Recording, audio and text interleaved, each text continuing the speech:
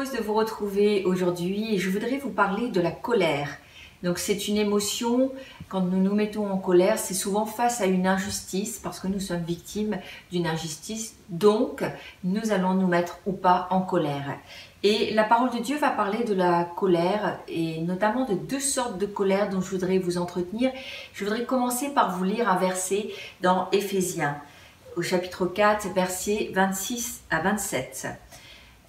Avant peut-être de lire le verset, les questions qu'on se pose souvent, c'est est-ce que c'est juste de se mettre en colère? Est-ce que la colère, c'est un péché? Et est-ce que si je me mets souvent en colère, je vais avoir besoin de délivrance? Donc voilà ce que nous dit Éphésiens 4, 26 à 27. Si vous vous mettez en colère, ne péchez point.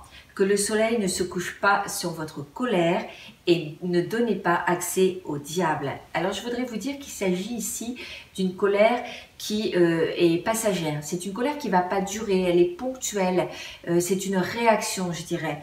Et on ne va pas l'entretenir et elle va souvent se gérer on va la gérer avant la tombée de la nuit. Cette colère-là, elle va peut-être nous donner des réactions particulières, on va avoir des réactions vives, des éclats de voix, on va avoir la moutarde qui nous monte au nez, on peut être excité, avoir des gestes totalement incontrôlés. Vous voyez ce type de colère dont je veux vous parler, ce sont souvent des manifestations extérieures, mais qui sont déclenchées parce que on va me dire des paroles blessantes, parce qu'on va me faire des reproches que moi j'estime qui ne sont pas justes ou qui vont également me blesser, des remarques désobligeantes, on dit souvent.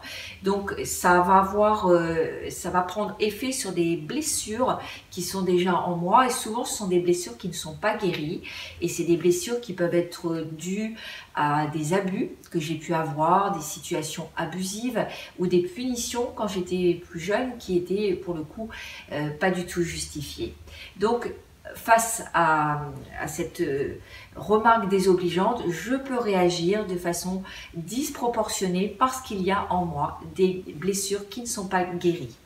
Donc la parole de Dieu nous dit de ne pas pécher, c'est-à-dire de nous arrêter avant. Et là, je voudrais vous dire que c'est vraiment une exhortation à ne pas aller plus loin. C'est une exhortation à ne pas, d'une colère, entretenir cette colère qui pourrait aboutir à un ressentiment, qui pourrait aboutir à de l'amertume, à de la bouderie ou à avoir une humeur, comme on dit, massacrante. Donc, je ne dois pas aller plus loin.